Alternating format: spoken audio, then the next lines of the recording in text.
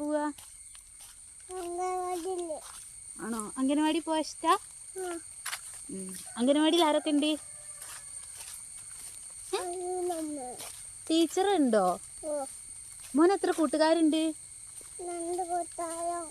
2 കൂട്ടുകാരോ? കുട്ടിക്കാരെ പേരെന്താ?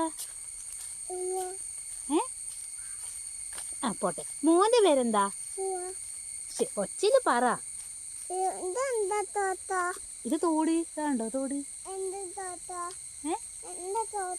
ഇത് തോടോ? ഈ തോട് ചെറിയൊരു തോട്. ചെറിയ തോട്. ആവുന്നില്ലേ? മേലോട്ട് എടുത്തേക്കാനാ? പായോ?